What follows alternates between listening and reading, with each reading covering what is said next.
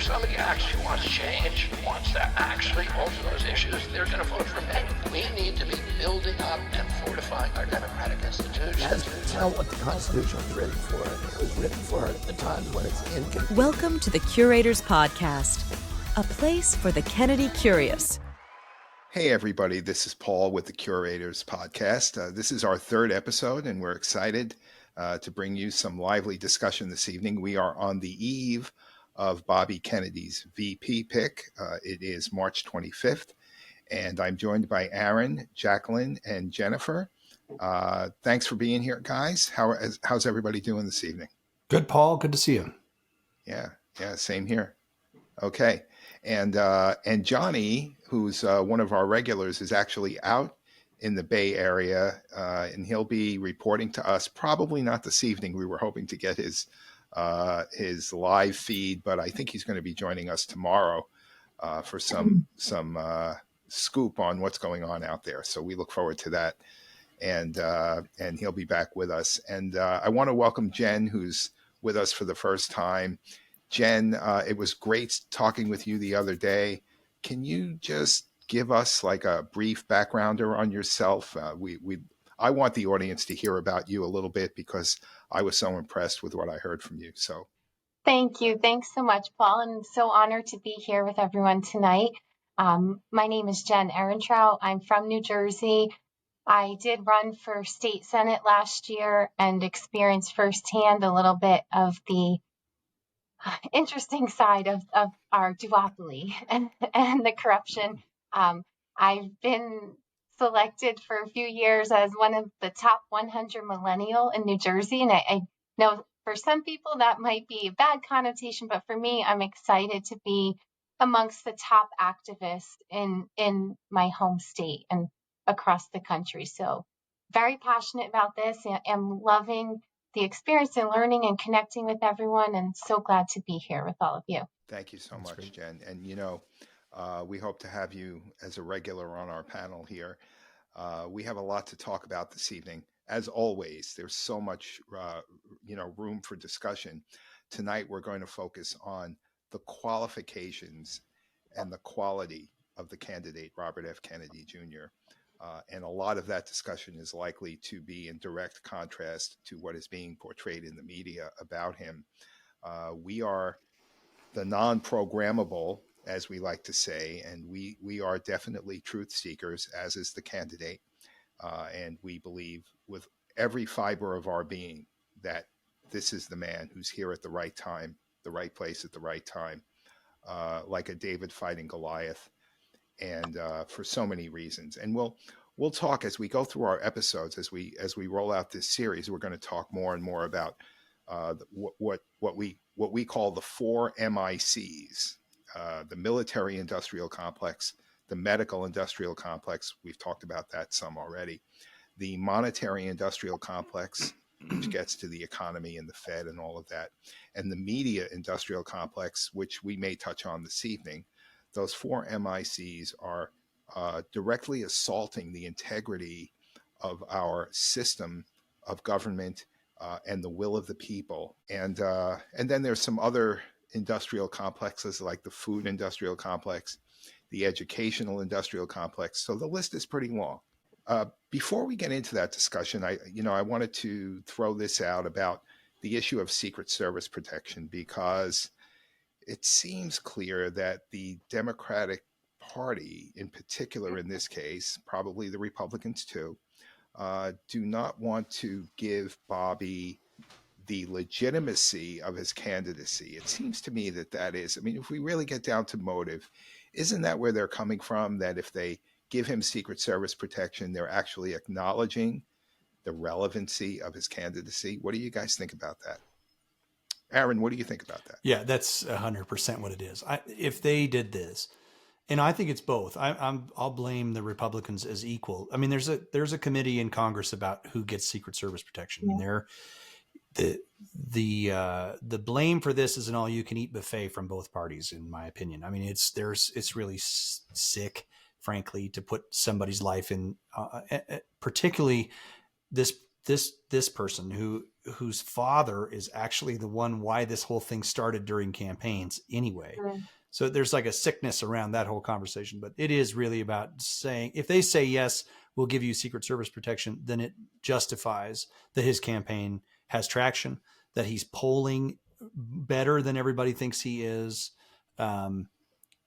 Which, that whole conversation is its own deal about how they're masking his performance in the polls by how they're weighting the polls, because it's primary season. So they're weighting the polls relative to the parties. They're not weighting polls relative to independents, which is its own piece of this. But if they do this, they're going to justify that the campaign is legit and that he's a legit candidate and that he's getting traction and that there's people out there that want to see him on the ballots.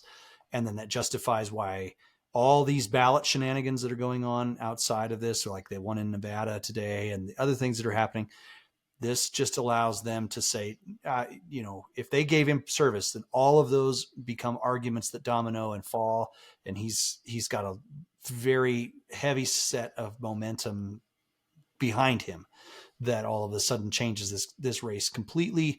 And I don't think either party wants that. I don't think Trump wants that. And I definitely know Biden doesn't want it either. Jacqueline, is this an example of democracy under attack? What do you think? Absolutely. It's coming from the people who keep screaming that, they're trying to save democracy and they're killing it. It's very Soviet. It feels very, very Soviet. Let that word sink in, folks. Yeah, it's crazy to say that. As I said, we're truth seekers here. We're not here to just raise alarm bells for no reason. We're talking about what's actually happening behind the hallowed halls of these institutions. So yes, Jacqueline, I'm sorry. Please go ahead. No, it's very real and it's scary. When Carter had run, Bobby's uncle Teddy had run against him, and before he even had officially announced, Carter gave him Secret Service protection, and he was challenging him, the incumbent. I mean, you got to give it to him. That's what should be done. I don't even think somebody should even get credit for that. That is just what should happen. Decency, right? Exactly. And then even Obama gave Trump Secret Service, and everyone. This is a new thing. And this is not even just about the candidate. It's also about the people in the crowds. It's also the people that are there. It's his family as well. And then there's that, the trauma of this, like Aaron said, this was created because his father was assassinated running as a candidate for president. So when he was assassinated, they created this protection for candidates based off of his own father's assassination. And while our current, president is in the Oval Office professing that he was inspired to become, go into a career of service and even become president because of Bobby's father, because of RFK, and has his own bust in the Oval Office behind his desk, right? But yet he doesn't have any decency to protect this man as a human being and the people that are his family and the people around him and us as supporters. It's very chilling. It's very chilling that we're at this place in history in our country. Jen, this sounds like a desperate attempt to cling to power, almost like the end of democracy, the end of the two-party system, what they do when they start to resort to these, what you might call tyrannical measures. This is just one example of that. What do you think about that?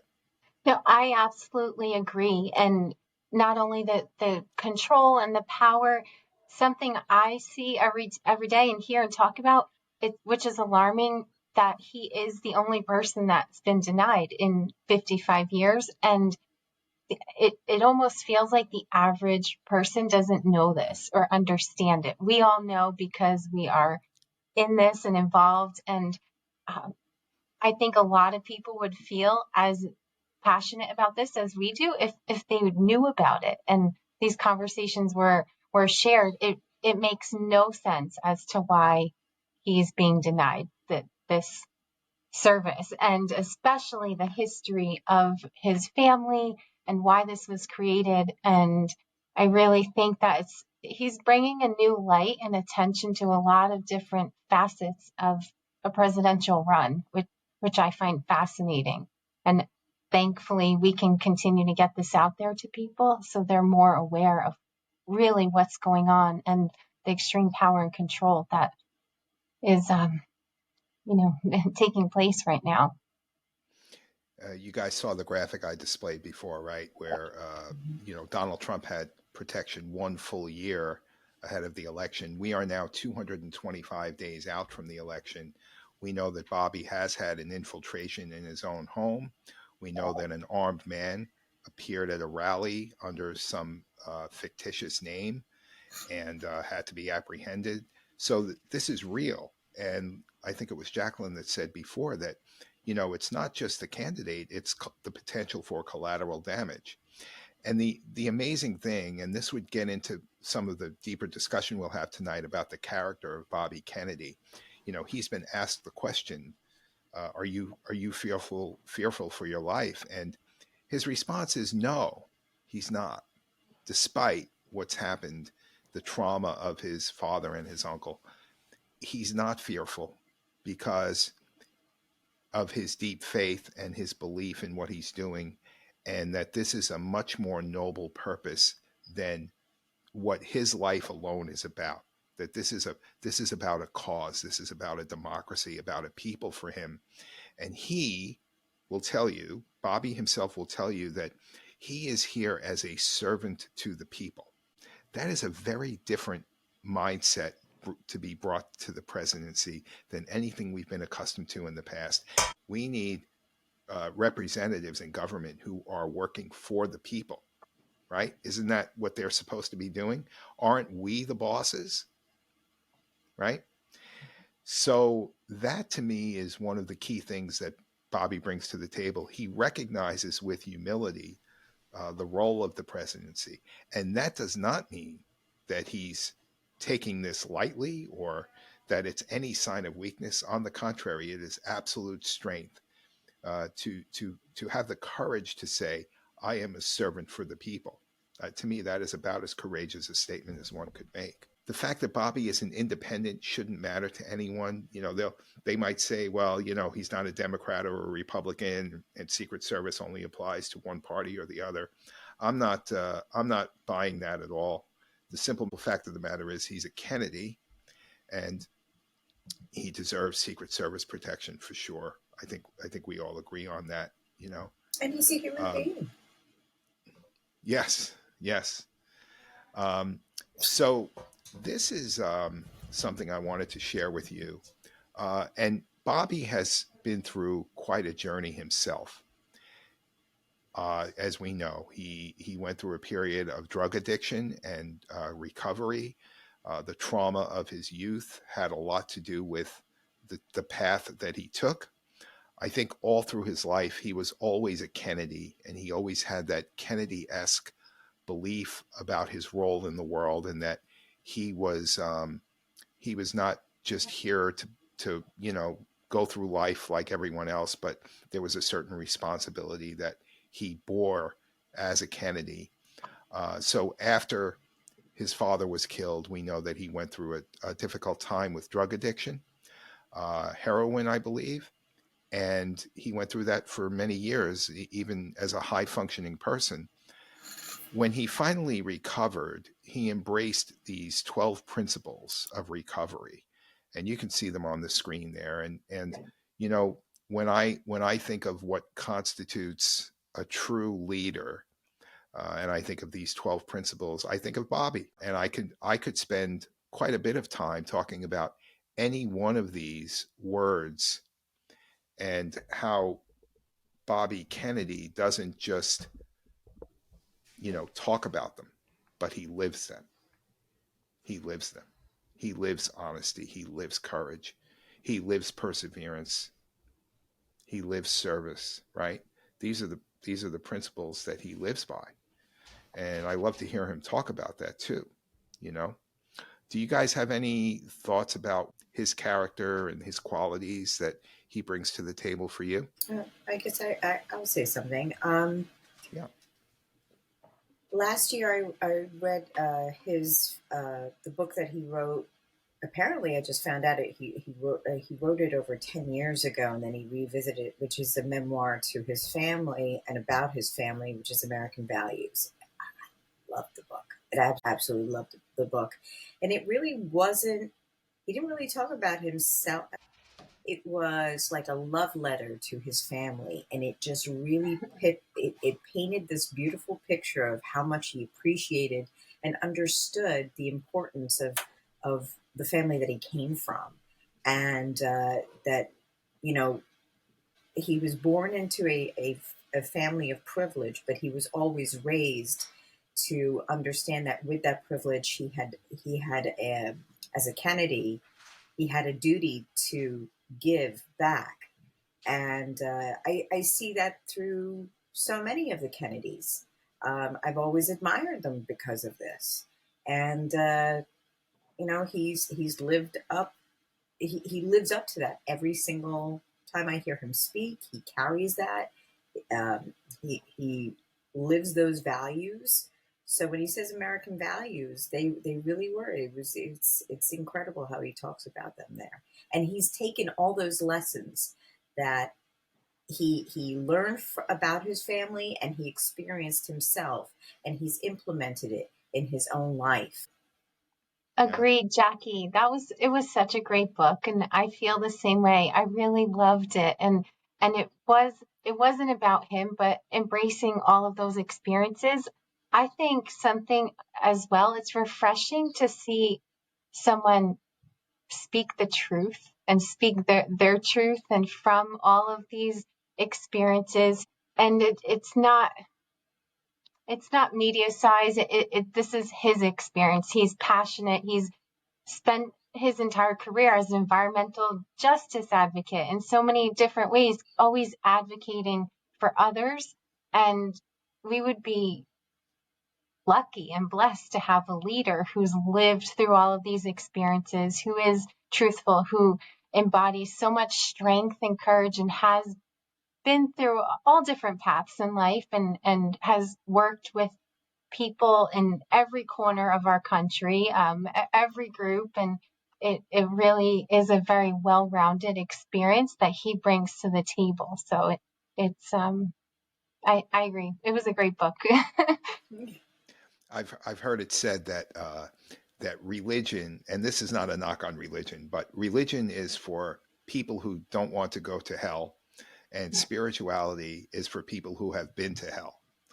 And I think Bobby's path has been one of spirituality, where, you know, he's been down that road, and hearing him talk about that, you know, and I can relate because I experienced a trauma the same age he did, at the age of 14.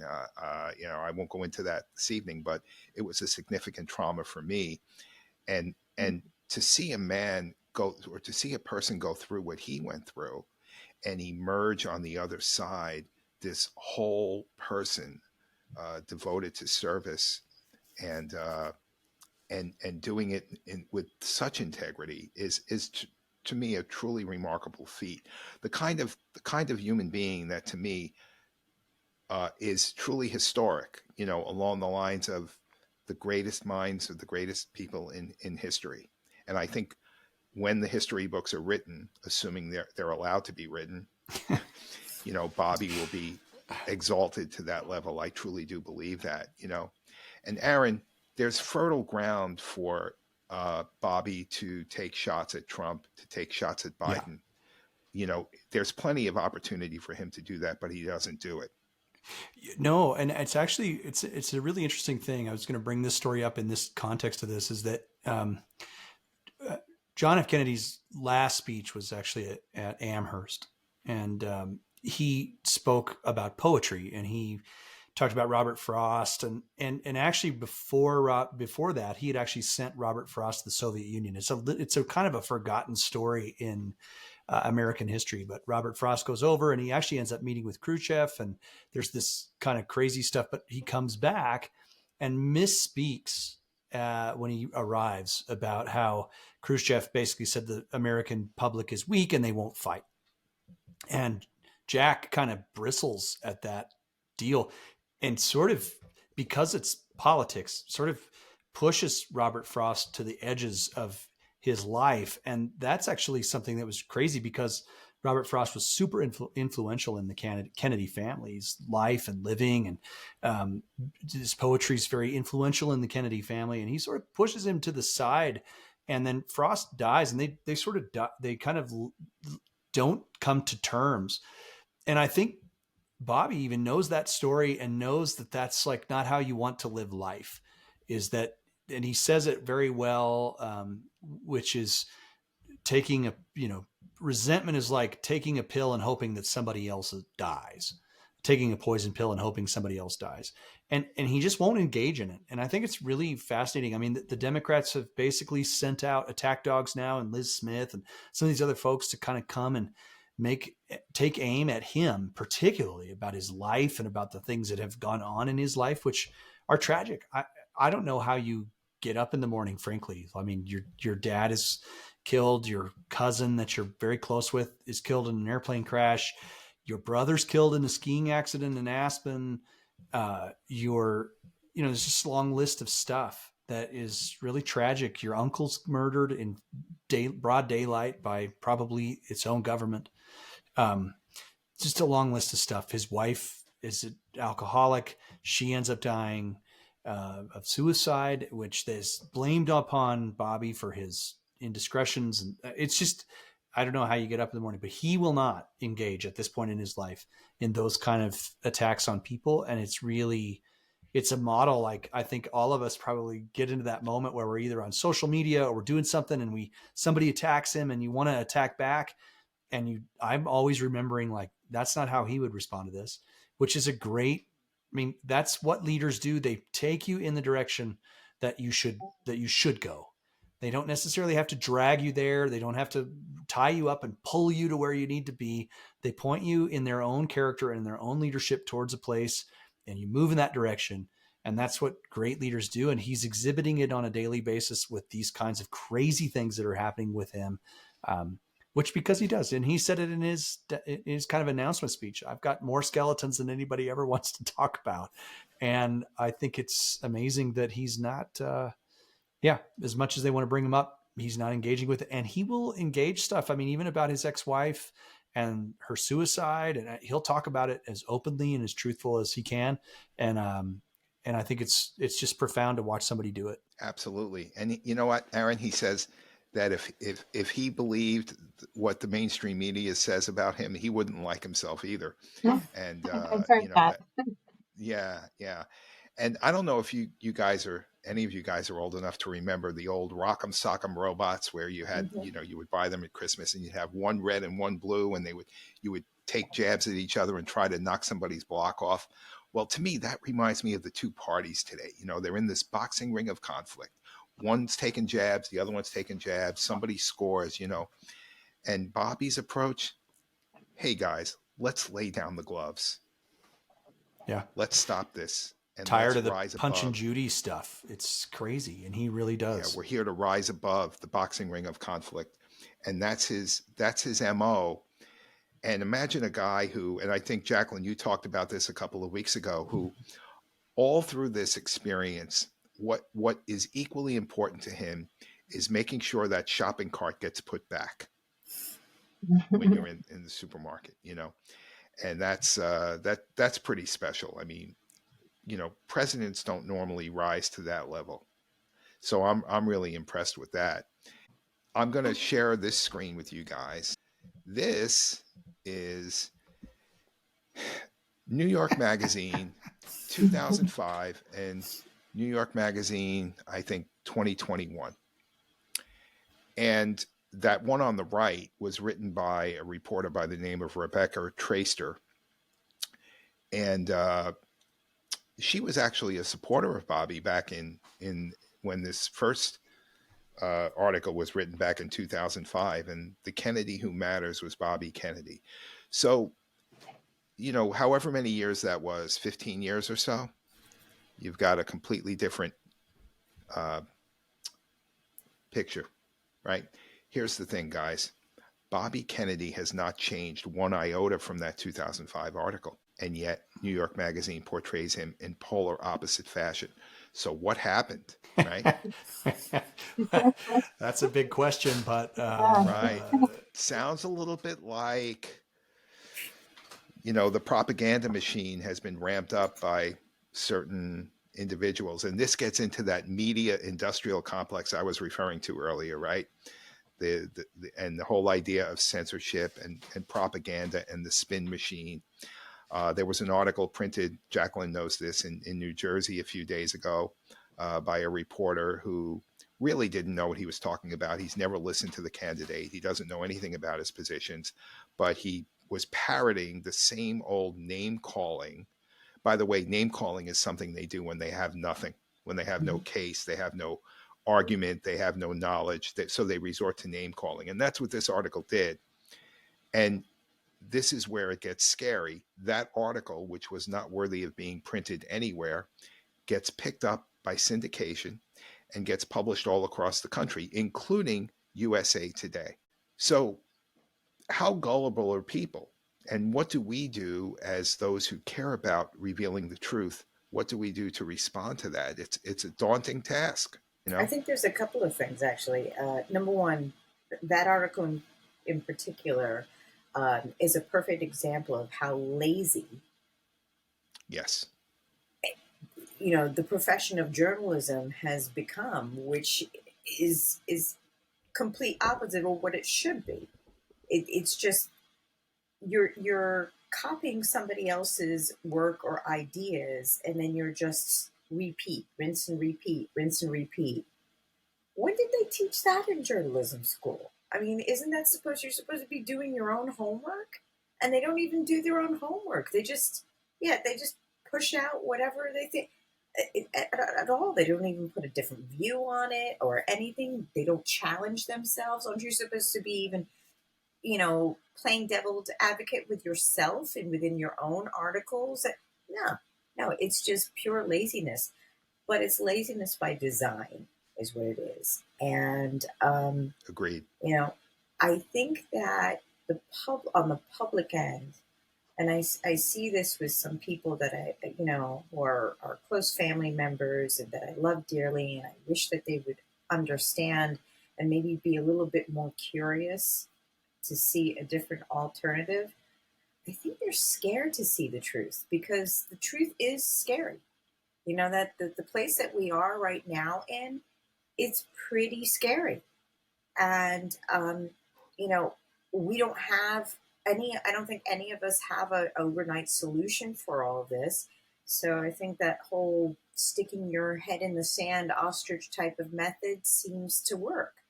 And a lot of the people that seem to fall into that category are like the boomers, people who are a little bit older.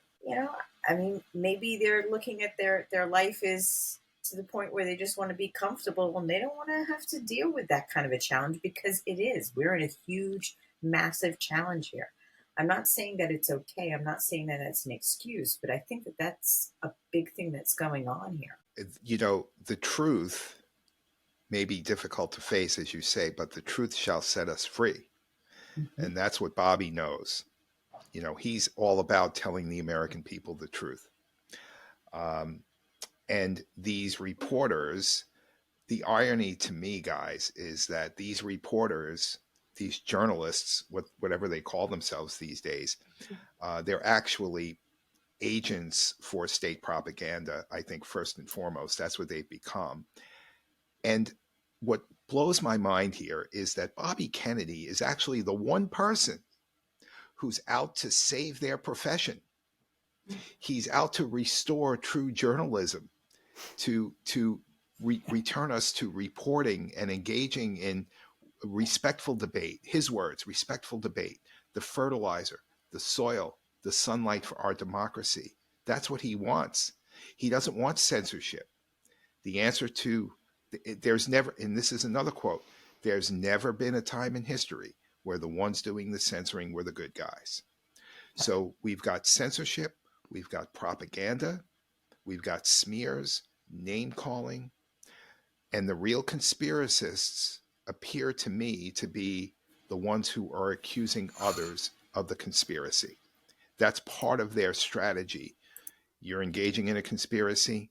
You want to hide the truth about Robert F. Kennedy. Call him a conspiracist. Call him a wacko, a nut. All this nonsense that has no relevance in truth at all, right? But to call him somebody with who's going to challenge the status quo and the powers that be, those who are robbing us of what we deserve, who are hollowing out the middle class, right? Yep.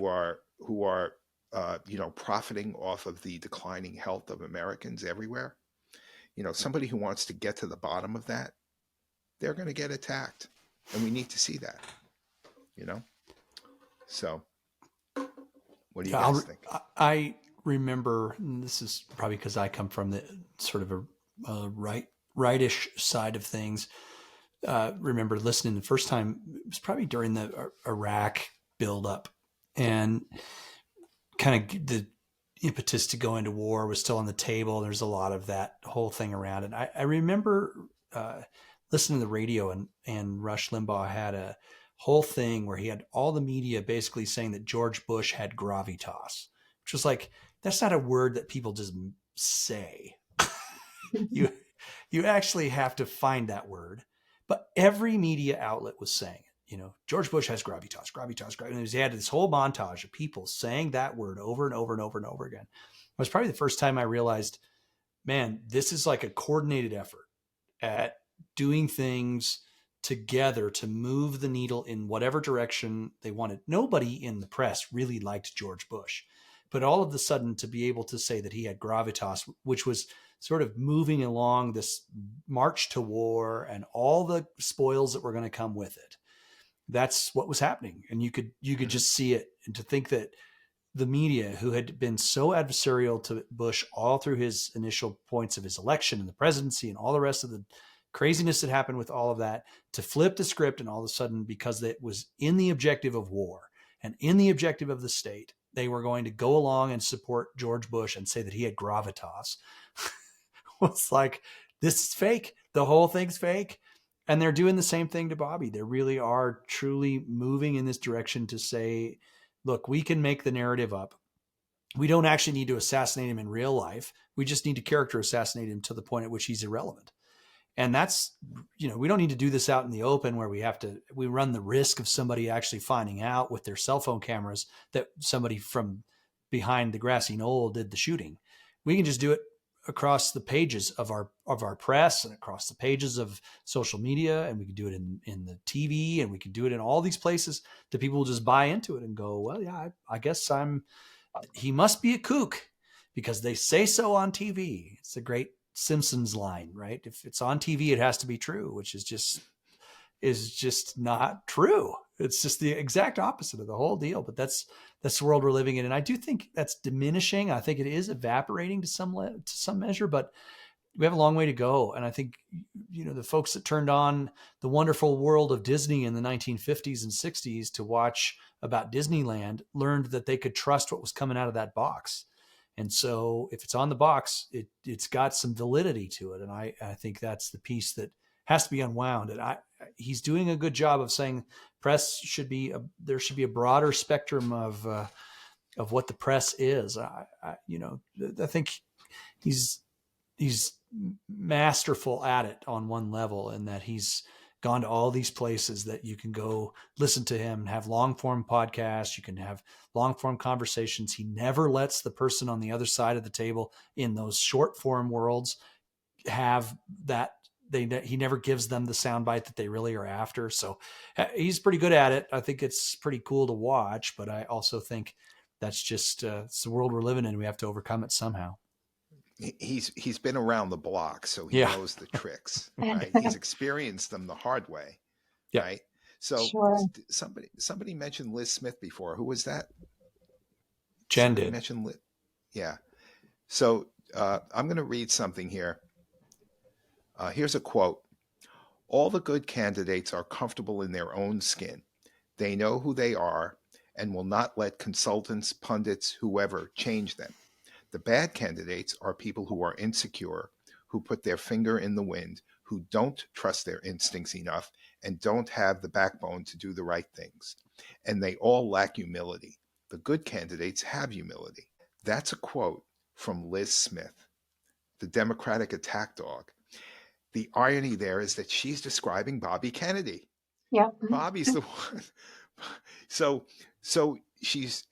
does she even realize that she's really working for the wrong team? She should come over to our side and apply her skills to the person she's describing, right? It's incredible to me. So I actually posted something about that on social media, and here's another quote from Bobby, where he says, "All of us have to approach life with humility. That means extending compassion and kindness to people around us, particularly those who don't agree with us. Love ultimately is effort, and to make that effort toward other human beings. And in that way, we can begin to bridge the divide that separates humanity." What an astounding statement that is to me. Deep meaning and so true. And you can see it if you listen to his podcasts, anything, semi long form, you will get that sense from him. And this is exactly what we need to get out of that rock'em sock'em robots world and into the world of, harnessing each other, building communities again, marking the upward surge of mankind's progress. We seem to have lost that direction. Any thoughts about that, guys? Yeah, let's play a game. Okay. So I've got one too, Jacqueline, by the way. I'm ready. So you go first. So let's play a game. So between, say, the four of us, let's show a little bit of an example to everybody, okay? So we are Kennedy supporters. Aaron, you said you lean a little bit to the right. I have too. I've kind of leaned more to the conservative side, even though I have a lot of liberal views. And how about the two of you? For Jen and Paul, if you'd like to disclose that. But how do you feel on the scale of that? So let's play that game, because that's the whole thing, is that the people that do support, who do get Kennedy, we come from all ends of the spectrum on that. And that's such the beauty of all of that. And we are coming together and rock'em sock'em robots, knocking them out of the way. And we're like, hey, this is the way. So I'm going to Jen, you hand that on to you. Right?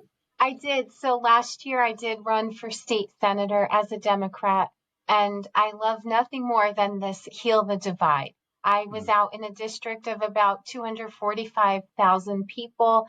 I was knocking on doors every day. I think I knocked on about 15,000 people's doors just myself. And that divide is extreme. It has become so far right and left that there are issues that I'm sure we can all talk for hours about that I would say are probably more purple. It's not that extreme red and extreme blue. And people focus on maybe one issue, and then it's this extreme hate towards the other side. And so many conversations, I ran in a historically Republican district. The district was formed in 1973. There had never been a Democrat elected there. So it was a big challenge to have conversations, but I didn't shy away. And really what it came down to is service to the community, finding those commonalities. And I think that's something that it seems like a big theme and a message of the healing the divide, and really digging in, and instead of picking sides, picking the side of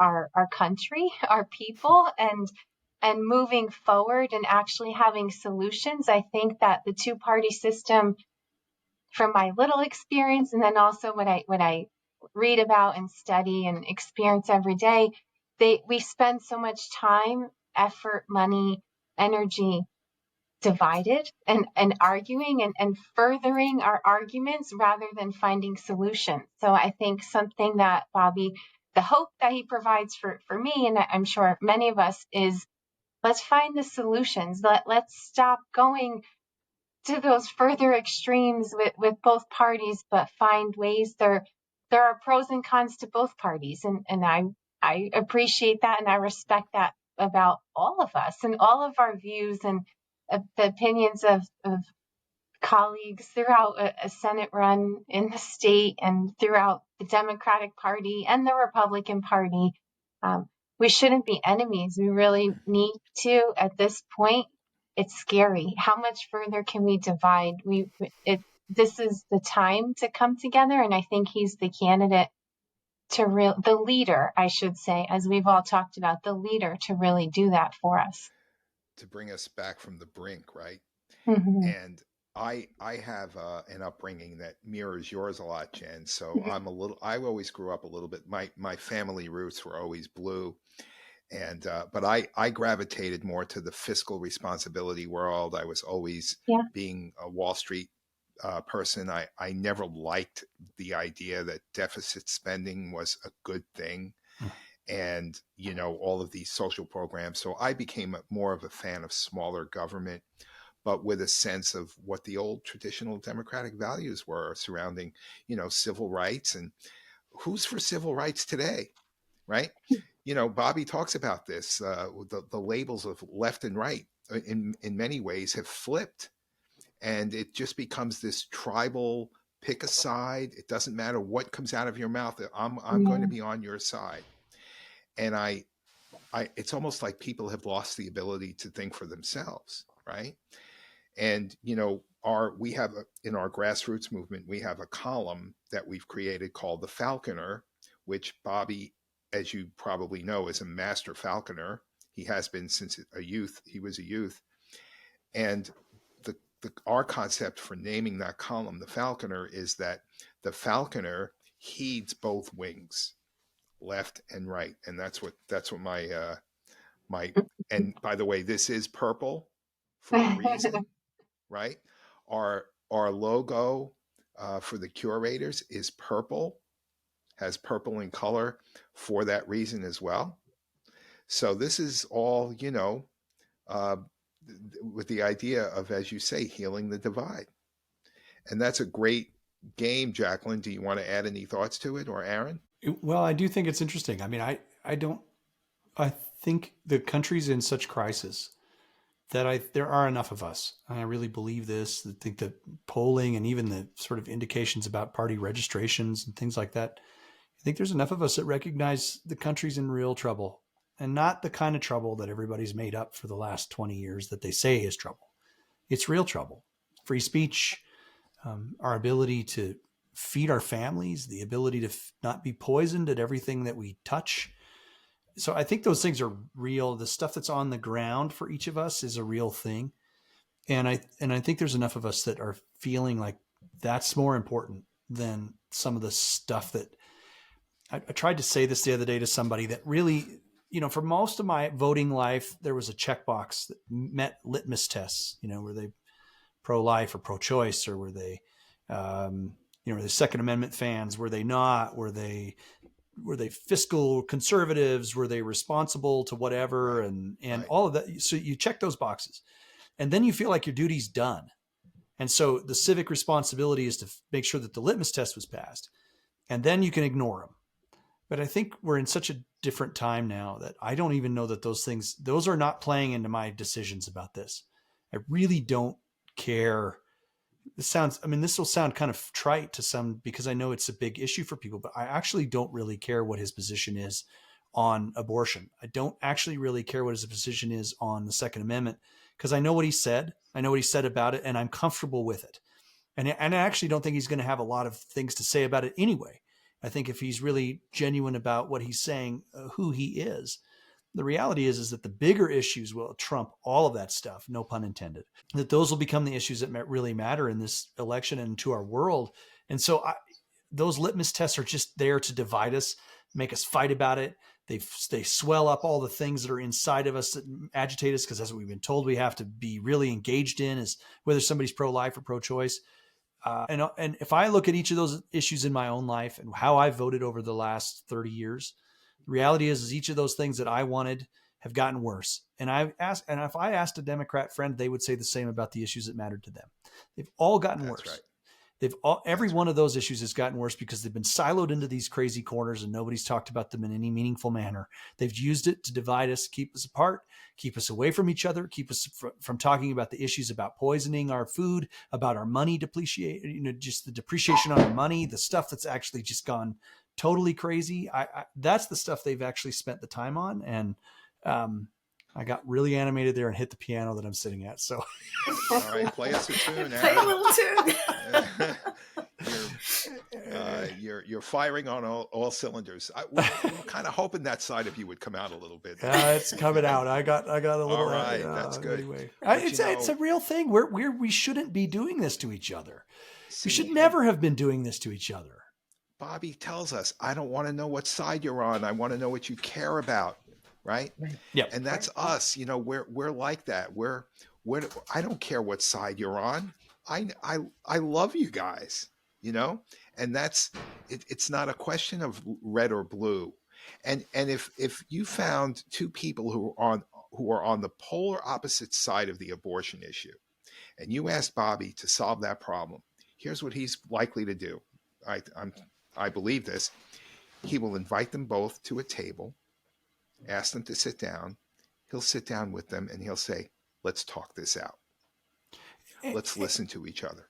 Angela Stanton King is on his team, and she's like a crazy pro-life person in Atlanta trying to save black babies. That's her whole thing. If you go on her Instagram, that's all she wants to do. And they are totally different about how they see that issue. And he's got her on his team, paid staff on his team. Yeah. Magnetic character. Mm-hmm. She's so tall. I've seen her in person. Because he's tall too. Wow. Just wow. She's striking. She's very striking. Beautiful woman. Just very striking. When I saw her, I'm like, oh, wow. But she is like very powerful too. And like you said, he surrounds himself by people who don't think like him. He wants, he wants diversity in there. He doesn't want to be in an echo chamber. He doesn't want to hear himself speak all the time. And that's like our leaders. That's what they just seem like they want to do, is just hear themselves echoed. The narcissism is right. Let me just say that. But, it's unhealthy. And that's what I find that Bobby prioritizes more than anything is health, the health of our nation, the health of our land, the health of our environment, the health of our world, the health of our climate, the health of our food, the health of our minds, the health of our relationships. When it comes down to every single thing, when you hear him talk and when he really that seems like is behind everything. The health of the people, war is unhealthy. When it comes to absolutely everything, health is connected to every single thing that he is trying to lift up, to support, to fight. It's to make us healthier. And it's all part of his track record too, right? Yeah. That's what he's done all his life. His what he's devoted his life to, the people, especially the health of everyone, physical, emotional, financial, you name it. That's the fight he's been fighting. But he's been doing it for his entire career. And yet somehow somebody got a hold of New York Magazine in the interim and got them to change their narrative about him. He hasn't changed one bit, right? So I'll just put the screen back up that I was sharing a moment ago. It's the list of quotes. We've touched on some of these already this evening, but just looking at some of these, maybe in conclusion this evening, you guys would like to pick out one of these. Number 9 is my favorite. Which one? Number 9? Number 9. That's my favorite. Okay, we'll get back to that in a moment. You'll talk about that. The First Amendment. I like number 12. I like 12 as well, Paul. Yeah. Mm-hmm. you know, and he truly understands history like no other candidate I've ever seen, especially American history, and going back to the days of the Revolution and the Declaration. And he's asking us to declare our independence. And like somebody said earlier, it's hard because it brings up fear, and people, you know, when they go into that booth to pull the lever on November 5th, will they have the courage to go with that gut instinct that Bobby is the right guy, or will they let the fear take over and say, no, I'm going back to that rock'em sock'em robots, right? That's the decision they're going to have to make, and we want to make it as easy as possible for them to go in comfortable in their own skin, saying, I am a Bobby Kennedy supporter. This is the right man. This is the best candidate. I'll speak for myself, of my lifetime, bar none. So Yeah, it's not. Is it even close? I don't. is it even close? I don't know. I've never been compelled by this in this. I mean, I really liked Ron Paul a lot. He was very interesting to me, but he wasn't going to win, and you knew it. I mean, he was a very nice, avuncular old guy, but he was not going to win. And this is just, I don't know. I've never seen anybody be able to talk in such a manner in which he can say to people on really from all spectrums. I've met more people in this than I think that would ever have imagined, that I would never probably have been associated with in the past because of politics. And that is embarrassing to me, number one, because I'm just not who I am. But I've let that narrative run my life for too many years in the past. And so, you know, I think about all of those quotes that just scrolled past. They all speak to something.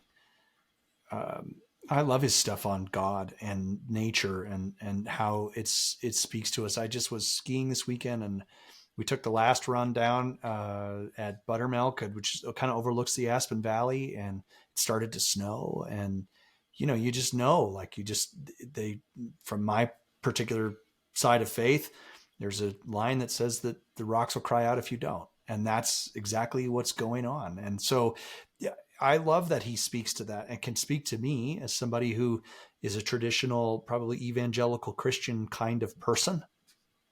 And at the same time, isn't alienating anyone who doesn't have any connection to that world. And he doesn't actually bring out the worst of what evangelical Christianity actually is.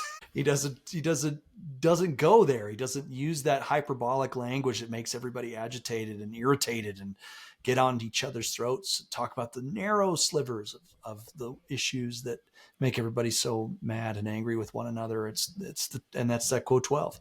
The kings look over and look at what you're doing and look at the fighting that you're doing. And they laugh because they know that as long as you're doing that, they're safe. They're in power and they're comfortable and they're not going anywhere. And I really do find it to be a mesmerizing thing to be in different spaces on Twitter or having different conversations like this one. I did a deal with Jack Buckby, who's from the UK. He came from a young man from the very far right. And to have those conversations with somebody like that and be able to sit there and talk normally and rationally with each other about the future of the United States, which I hope there is a future of the United States. And that is the imperative of this whole conversation, which is what makes it's really what makes Bobby that compelling, is that he's actually pining for a future of the United States. The others have frankly not interested in it. They're frankly interested in their own situation and their own power, their own ability to sell merchandise or whatever it is. I've talked a lot tonight. I'm really sorry. I'm loving it. Like Johnny said, you know, last time, rage against the dying of the light. Yeah. And you know, because this to me all is, it is at least as much an economic problem as it is anything else. And I'm going to run an episode where we talk about debt as being the devil's playground and the monetary system going off the rails and how that has really allowed ruined all it. of these sins and this tyrannical approach to government overrun the populace, I see the connection. It requires a Bobby Kennedy solution, where he Absolutely. talks about, capitalism being harnessed to a social purpose, Yep. not financialized like a shell game, and zero sum, me taking from you. We talked about this before, but I'm looking forward to a deeper dive into that topic. I think we're all So tired of the Homo economicus life. We're just tired of it. yeah, I think that's real. I yeah. think we're wanting something more, and this can't. Yeah, it just speaks really volumes to the conversations that he's willing to have. We are coming up on the hour, and you guys have really been awesome this evening. I thank you. Do you want to have any concluding thoughts to add? I'd like to ask Jennifer, is there any way we would reach to contact you, or if people want to get in touch with you, how would they do it? Instagram and Twitter. I still have the Vote Gen, the number 4 Senate from my race last year. Who knows if a future race will, happen. But yeah, I love to connect. I serve on the Board of Education in my town, so I'm still involved in some way in an elected capacity, and love having these conversations. I know also in conclusion, and I know we talked a lot about character, and you probably have all seen it, but maybe to help remind listeners of the real RFK Jr. movie that really showed so much about what we've all spoke about today, about his character, his love for life, and the depth of which he's lived and his experiences and what he brings, I think, to us as a future leader for us, hopefully. But just a reminder to listeners, if you haven't seen it, to check it out if you're interested. And I know with the censoring of media, it is a sensitive topic, but with news articles like we talked about earlier, when I find myself having conversations with friends, I send them direct links to a video from Bobby or a message from Bobby. So let them hear it from his words exactly, not from a news source, not from me, not from any of us, but listen directly. And it's been interesting. I'm finding people are liking it, and they don't know unless they hear it directly from him. So that would be another tip to maybe share with everyone who's listening tonight. And thank you all for including me. I hope to be back, and it's been fun talking with you all. And as I mentioned, I think I'd love to have a one-on-one talk with you to talk about your experience, separate from the campaign, but just to kind of enlighten people on the experiences that you had that voters should know about, what it was like. So Absolutely. Let me know when, and I'll be there. That's great. Jacqueline, you get the last word. Well, Aaron mentioned it, and this experience has brought, relationships that I never thought I would have, like the friendships that I've developed here with the three of you and with Johnny and beyond that, and it's just I keep reflecting every day. I think about it and it makes me smile. It's like really like I feel so warm inside from the relationships that I have been building, and I feel that they're these are relationships that are going to stick. They're impacting my life. I feel like I'm impacting other people's lives, and I feel like we're actually part of history right now. Not in a I'm making history type of thing, but we're right now, we're in a very historical time, and we are part of that right now. And I want to go back. I can't even say it. I want to go forward to a time where I can hear kids say, I want to be president someday. And you don't really even hear that anymore at all. Unless it's like somebody that wants to get something, or because of the power that they can get. It's in the past, it was that they wanted to have that power to be able to change things and help others. And that's been lost. But the more of us that we can show that, hey, you know, I come here, I came from here, I came from that, but you know what? We all came together. If you were your piano and my microphone, so we all came together, and we are. I mean, I was just at an event that we led over in Asbury Park yesterday, and it was just so many people from so many diversities, type of thing. Jordan Peterson, I'm a big fan of Jordan Peterson, and he mentions often in his work where he says we need each other on both sides of both spectrums. We need each other, because there is something. So, say the right has more of a managerial type of style. That's kind of what they're trying to keep things more common sense, managerial. But then the left is the place of ideas. So you're putting them together, and you're making them whole. We've lost that. We don't have the whole anymore. So I'm just so excited to work with people like you all, and you know, I'm appreciative of our friendship, and you know, we can be whole again. I do believe we can be whole again. This campaign and our grassroots movement is strong. It's a juggernaut.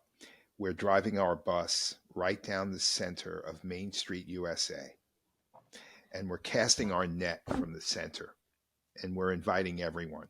We may not reach the most extreme of both parties, but we're here for the people who are focused on solutions and moving this country forward. I can't wait. You guys have been great tonight. I can't wait till tomorrow when we get the VP pick and I get to check in with Johnny. And we'll have many more discussions about these important topics.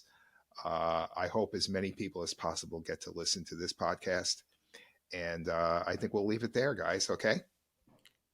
Thank Great, you. Paul. Thanks. Okay. Good to be with everybody. Thank you. Okay. Say, Bye. join the party. We're having fun. Yeah.